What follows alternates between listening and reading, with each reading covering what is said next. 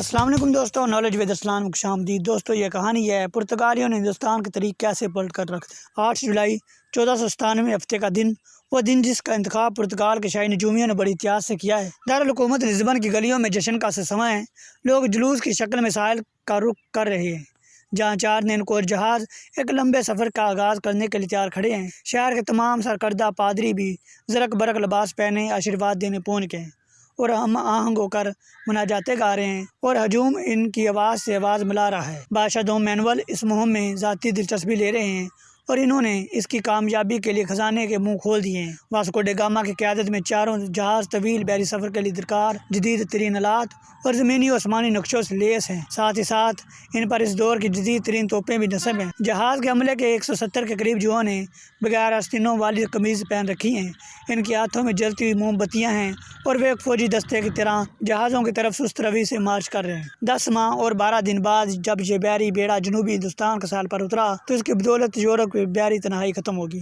دنیا کی مخالف سمتوں میں واقع مشرق و مغرب پہلی بار سمندری راستے سے ایک دوسرے سے نہ صرف جڑے بلکہ ٹکرا گئے۔ بحر اوقیانوس اور بحر ہند آپس میں منسلک ہو کر ایک شاہراہ بن گئے اور دنیا کی تاریخ نے ایک نئی کروٹ بدلی۔ اس واقعے نے برصغیر کی تاریخ کو بھی یوں جھنجھوڑ دیا کہ آج ہم جو زندگی گزار رہے ہیں، واسکو ڈے گاما کے سفر کے بغیر اس کا تصور بھی ممکن نہیں۔ اس تاریخ ساز سفر کی بدولت برصغیر بلکہ تمام ایشیا پہلی بار مکئی، آلو، ٹماٹر، سرخ مرچ اور تمباکو جیسی فصلوں سے روشناس ہوا، جن کے بغیر آج کی زندگی کا تصور کیا جا سکتا ہی نہیں۔ پرتگالیوں نے برصغیر کی ثقافت کو کس طرح متاثر کیا، اس کی مثال حاصل کرنے کے لیے جب آپ بالٹی سے پانی انڈیل کر صابن سے ہاتھ دھو کر تولیے سے سکھاتے ہیں اور اپنے ورانڈے میں فیتے سے ناپ کر مستری سے ایک فالتو کمرہ بنواتے ہیں اور پھر نیلام گھر جا کر اس کمرے کے لیے الماری، میز اور صوفہ خرید لاتے ہیں اور پھر چائے پرچ میں ڈال کر پیتے ہیں، تو ایک ہی اردو فقرے میں پرتگالی کے 15 الفاظ استعمال کر چکے ہوتے ہیں۔ راستے میں پیش آنے والی بے پناہ مشکلات کے بعد واسکو ڈے گاما یورپی تاریخ میں پہلی بار افریقہ کے جنوبی ساحل کو عبور کرنے میں کامیاب ہو گیا۔ تاہم ہندوستان ابھی بھی ہزاروں میل دور تھا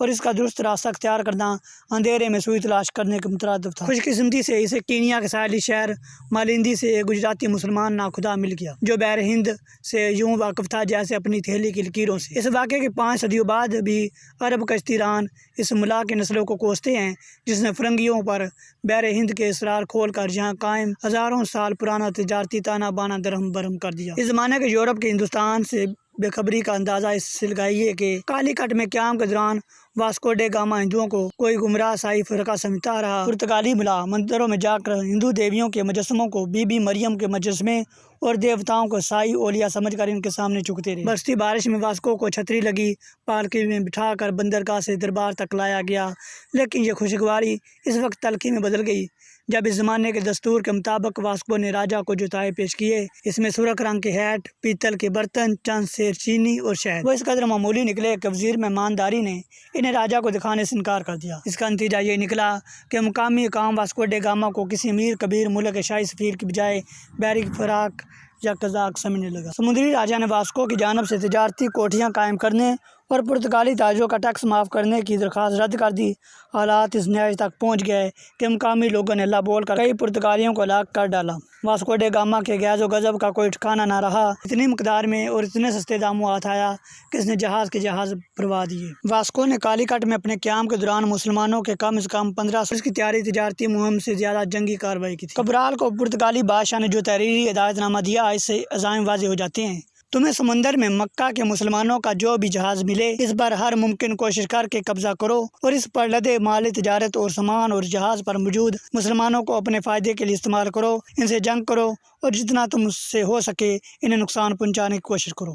ان ہدایت کی روشنی میں مسلح بیڑے نے کالی کٹ پہنچ کر مسلمان تاجروں کے جہازوں پر حملہ کر کے سامان تجارت پر قبضہ کر لیا اور جہازوں کو مسافروں اور عملے سمیت آگ لگا دی۔ اس پر اکتفا نہ کرتے ہوئے کبرال نے کالی کٹ پر 2 دن تک بمباری کر کے شہریوں کو گھر بار چھوڑ کر بھاگنے پر مجبور کر دیا۔ یہی وجہ ہے کہ جب وہ کوچین اور کنور کی بندرگاہوں پر اترا تو وہاں کے راجاؤں تک افسانے پہلے سے ہی پہنچ چکے تھے، اس لیے انہوں نے پرتگالیوں کو ان کی شرائط پر تجارتی مراکز قائم کرنے کی اجازت دے دی۔ اگلی بار جب واسکو ڈی گاما نے ہندوستان کا سفر اختیار کیا تو اس کے تیور کچھ اور تھے۔ ہندوستان کے سفر کے دوران جو جہاز اس کے راستے میں آیا وہ لوٹ کر ڈبو دیا گیا۔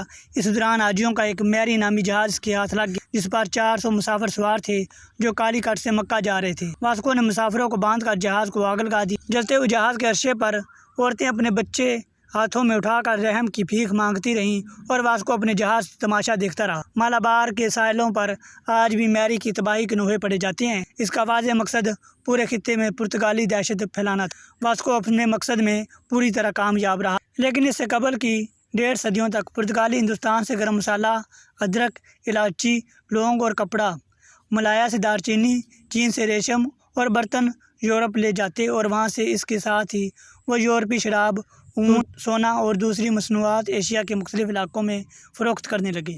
یہی نہیں بلکہ وہ ایشیا اور افریقہ کے مختلف حصوں کے درمیان تجارتی سرگرمیوں پر بھی قابض ہو گئے اور دوسرے تمام تاجروں سے بھاری محصول وصول کرنے لگے۔ اس دوران براعظم امریکہ دریافت ہو چکا تھا اور وہاں اسپین کے علاوہ خود پرتگال اور دوسرے یورپی ملکوں نے نو آبادیاں قائم کرنا شروع کر دیں۔ پرتگالیوں نے اس نئی دنیا سے مکئی، آلو، تمباکو، ٹماٹر، اناناس، کاجو اور سرخ مرچ لا کر ہندوستانیوں اور ایشیا کے دوسرے حصوں میں متعارف کروائیں۔ آج بہت سے لوگوں کو سرخ مرچ ہندوستانی کھانوں کا لازمی جزو معلوم ہوتی ہے، لیکن پرتگالیوں سے پہلے جہاں کے لوگ اس سے واقف نہ تھے۔ لیکن پرتگالیوں کے ہندوستان کے ساتھ تعلقات صرف فوجی اور تجارتی نہ رہے بلکہ تہذیب و تمدن کے دوسرے شعبے بھی ان سے متاثر ہوئے بغیر نہ رہ سکے۔ پرتگالی زبان کئی صدیوں تک بحر ہند کی بندرگاہوں کی مشترکہ زبان رہی، جہاں تک کہ ولندیزیوں، فرانسیسیوں اور انگریزوں تک ہندوستان آنے کے بعد مقامی لوگوں سے بات چیت کرنے کے لیے اول پرتگال سیکھنا پڑی۔ حتیٰ کہ سراج الدولہ کو شکست دینے والا لارڈ کلائیو بھی مقامی ہندوستانیوں کے ساتھ پرتگالی ہی میں بات چیت کیا کرتا تھا۔ اس زبان کا اثر مقامی زبان پر بھی بڑا، چنانچہ برصغیر کی 50 سے زائد زبانوں میں پرتگالی کے الفاظ پائے جاتے ہیں۔ برصغیر کو پرتگالیوں کی ایک اور دین کے بغیر یہ ویڈیو نامکمل رہے گی۔ ہم سب بالی ووڈ کے سنہرے دور کی موسیقی کے مداح ہیں۔ اس موسیقی کی ترویج میں گوا سے آنے والے پرتگالی نژاد موسیقاروں کا بڑا حصہ ہے، جنہوں نے ہندوستانی میوزک ڈائریکٹرز کو میوزک ارینجمنٹ اور آرکسٹرا کا استعمال سکھایا۔